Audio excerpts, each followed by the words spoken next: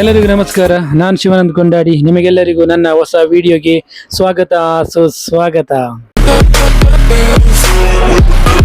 ಈ ಒಂದು ವಿಡಿಯೋ ನನ್ನ ದೆಹಲಿ ಮತ್ತು ಜಮ್ಮು ಕಾಶ್ಮೀರ ಪ್ರಯಾಣದ 4ನೇ ವಿಡಿಯೋ.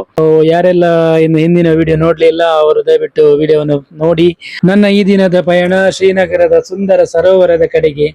ಬೆಳಿಗ್ಗೆ ಬೇಗ ಎದ್ದು ಟಿಫಿನ್ ಎಲ್ಲ ಮುಗಿಸಿಕೊಂಡು ನಾವು ಹೊರಟದ್ದು ಸರೋವರ ನೋಡ್ಲಿಕ್ಕೆ. ಕಾಶ್ಮೀರದಲ್ಲಿ ಸರೋವರಗಳು ಸರ್ವೇ ಸಾಮಾನ್ಯ, ಅಂದ್ರೆ ಬೇರೆ ಬೇರೆ ತರಹದ ಇಲ್ಲಿ ತುಂಬಾ ಸರೋವರಗಳಿವೆ. ಸೊ ಅದರಲ್ಲಿ ಇಲ್ಲಿ ಪಕ್ಕದಲ್ಲಿರುವಂತಹ ಒಂದು ಸರೋವರಕ್ಕೆ ನಾವು ಇವತ್ತು ಹೋಗ್ತಾ ಇದ್ದೇವೆ. ಈ ಪ್ರಕೃತಿಯ ಸೌಂದರ್ಯವನ್ನು ಬಣ್ಣಿಸಲು ಅಸಾಧ್ಯ.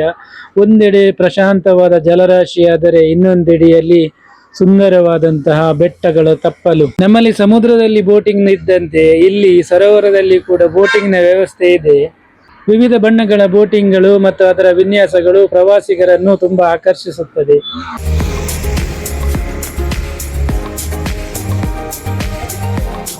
ನಾವು ಬೆಳಗಿನ ಹೊತ್ತು ಹೋದದ್ದು. ಸಂಜೆ ಹೊತ್ತಿಗೆ ಏನಾದರೂ ಹೋಗಿದ್ರೆ ಈ ಸರೋವರದ ಸೌಂದರ್ಯ ಮತ್ತಷ್ಟು ಹೆಚ್ಚಳವಾಗುತ್ತಿತ್ತು.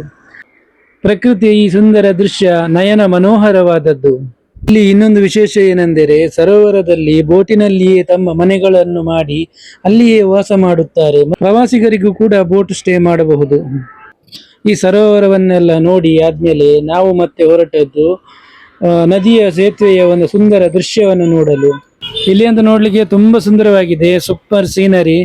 ಹೇಗುಂಟಂತ ನೀವೇ ನೋಡಿ ಕಮೆಂಟ್ ನಲ್ಲಿ ತಿಳಿಸಿ.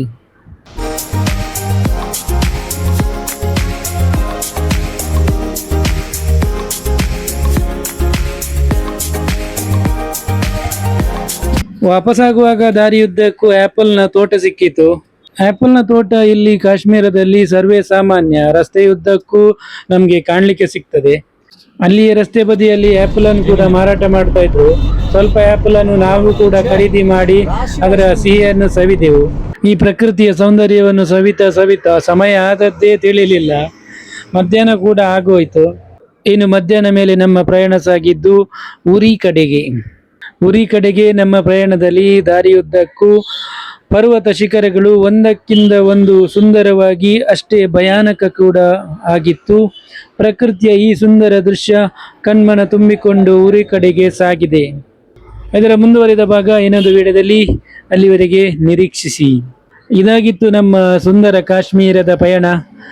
ಈ ವಿಡಿಯೋ ನಿಮಗೆ ಇಷ್ಟ ಆದಲ್ಲಿ ಲೈಕ್ ಮಾಡಿ, ನಿಮ್ಮ ಅಭಿಪ್ರಾಯವನ್ನು ಕಮೆಂಟ್ ಮೂಲಕ ನಮಗೆ ತಿಳಿಸಿ.